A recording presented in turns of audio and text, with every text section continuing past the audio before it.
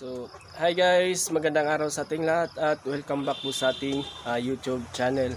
Ngayon naman sa video natin ay i-share ko naman sa inyo guys yung presyo ng coco lumber na binili natin. Gagawa kasi tayo ng layer cage sa ating mga alagang paitloging manok. Sa inyo guys sa likuran natin, so yan yung mga alaga natin. Bago ko ipakita sa inyo yung binili kong coco lumber, so pakita ko muna sa inyo guys yung mga alaga nating paitloging manok. So yan. So tara guys, let's go.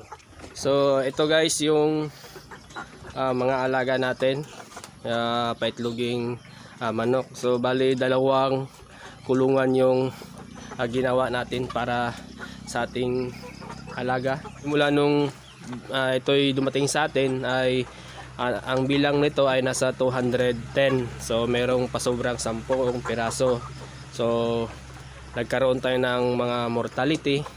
Kaya ang natira na lang sa atin ay 196. Yung isa kasi dito guys, mayroong bago lang na lapa ng ng aso.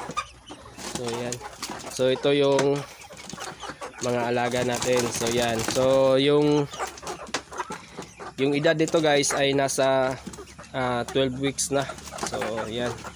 So kaya gagawa na tayo ng kanilang layer cage. So para mailipat na natin to pagkadating ng 16 weeks. So yan. So yan sila lahat. So yan. So ito rin katatapos ko lang magpurgan nito. So yan. Pinupurga tapos magbigay rin tayo ng vitamins dito guys. Kasi ang ginawa ko muna ay nagpa-flushing muna ako na gamit yung tubig. So yan. Tapos magbibigay rin tayo dito ng vitamins. So yan. So pati rin dito guys, yan. So yun. So yan.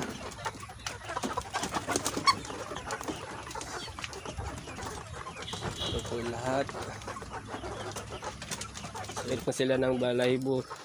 So kung mapapansin nyo rin yung mga balahibo na nila ay medyo na sila guys, makinis na. So medyo malapit na ring maging dumalaga. So ayan. So puntahan muna natin yung coco lumber na gagamitin natin para sa ating layer cage na gagawin. So tara guys, let's go.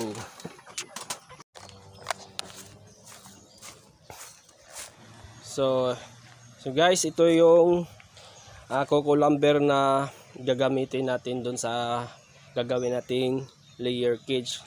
So yan. So yan, medyo marami-rami rin to guys. Yung binili natin ay nasa to guys, mga 35 piraso na coco lumber.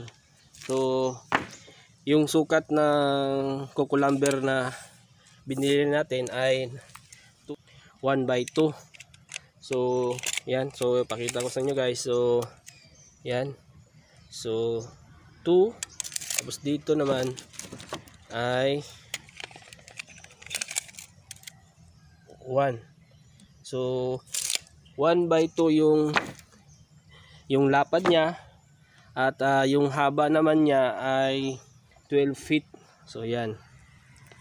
So yan yung sukat ng gagamitin natin para dun sa ating layer cage. So ulitin ko, yung haba niyan ay 12 feet.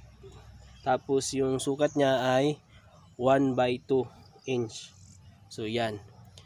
So kung magtanong rin kayo guys kung magkano yung presyuhan nito or magkano yung bili natin. So eto, yung isang piraso niyan ay nagkakahalaga ng 45 pesos. So yan. So coco lumber lang yung pinili ko guys na gagamitin natin sa paggawa ng layer cage kasi medyo mura to kaysa doon sa good lumber. So malaki rin matitipid natin dito. So yan.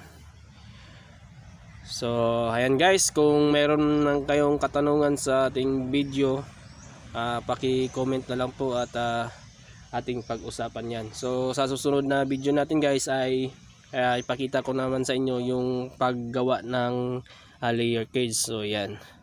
So hanggang dito lang muna at maraming salamat po.